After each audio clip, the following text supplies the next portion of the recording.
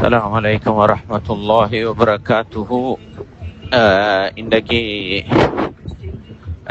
ஜும்ஆ மஸ்ஜிதுர் ரஹ்மான் எபனீசர் பிளேஸில் சமகால சோதனையான இந்த காலநிலையில ஒரு முஃமின் தன்னை எப்படி வச்சு கொள்ளணும்ன்ற அந்த தலைப்புல தான் பேசினோம்.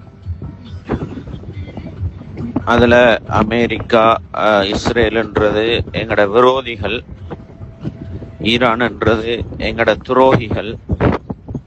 எனவே இந்த துரோக வரலாற நாங்க சரியா புரியலென்றால் நாங்களும் ஈமான இழக்க வேண்டி வரும். எனவே இன்றைக்கு அரபுலகத்துக்கு சோதனை வந்திருப்பது இந்த 3 தரப்பாலையும் தான் அப்படின்ற பகுதிய பேசினோம். ஷியாக்கள்ன்றவங்க யாரு, அவங்க சுன்னிகளுக்கு எதிராக செஞ்ச வரலாற்று துரோகங்கள் என்ன, சமகாலத்துல அவங்க சுன்னிகளுக்கு எதிராக எப்படி எல்லாம் செயற்படுறாங்க, இப்படிப்பட்ட நிலையில நாங்க எப்படி இருக்கணும்ன்றத பேசி முடிச்சதுக்கு பின்னால, தொழுகை முடிஞ்சதுக்கு பின்னால ஒருத்தர் முன்னுக்கு வந்தாரு. அவரை மிம்பருக்கு கீழே உட்கார வச்சு அவருக்கு விளக்கம் கொடுத்து அனுப்பினோம்.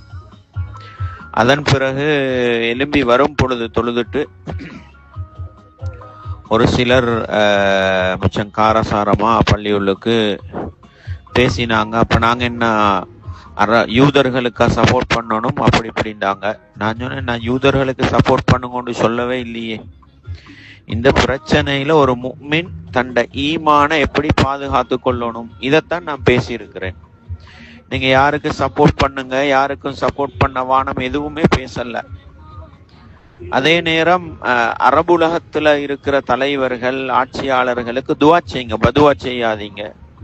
அவர்களுடைய நலனுக்காக, அவர்களுடைய சீர்திருத்தத்துக்காக துவா செய்யுங்க. பதுவா செய்கிற மக்களாக இருக்காதீங்கன்ற பகுதிகளை தொட்டு காட்டினு சொன்னேன். ஆனாலும் அவங்களோட சத்தங்கள் குறைகிற மாதிரி இல்லை. அப்போ ஒருத்தர் அவருக்கு தெரிஞ்ச சப்ஜெக்ட் எல்லாம் சொல்ல பார்த்தாரு. நான் சொன்னேன், நான் பேசினதுல ஏதாவது தப்புகள், தவறுகள், பிழைகள் இருந்தா விளக்கம் கேளுங்க, விளக்கம் தாரேன். உங்களுக்கு தெரிஞ்சதெல்லாம் எனக்கிட்ட சொல்ல வந்தால் அது சரி வராது. விளக்கம் தேவைன்னா விளக்கம் கேளுங்கொண்டேன். அதோட நிர்வாகம் வந்தாங்க.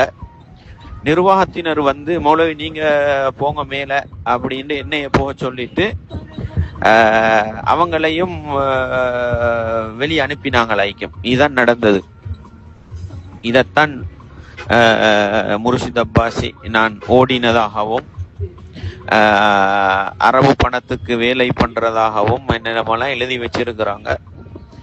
சுருக்கம் என்னென்றால், இவங்க இன்றைக்கு உலகத்துல நடக்கிற இந்த பிரச்சனைகளோட வடிவங்களை எப்படி மீடியாக்கள் தப்பாக பிழையாக உலகத்துக்கு காட்டுறாங்களோ அதே மாதிரி தான் இந்த ஃபேஸ்புக்ல பதிவு போட்டவங்களும் நடந்ததுக்கு நேர் மாற்றமானத தப்பாகவும் பிழையாகவும் ஓடிவிட்டாருண்டும் அரபு கூலிக்கு வேலை செய்யறாருண்டும் பரப்புற ஒரு மிக இந்த அடிமட்ட அறிவு கொண்டவர்களாக செயற்படுறது விளங்குது. இதான் நடந்தது. அல்லாஹு அலம். ஜஸாக்குமுல்லாஹ் ஹைர்.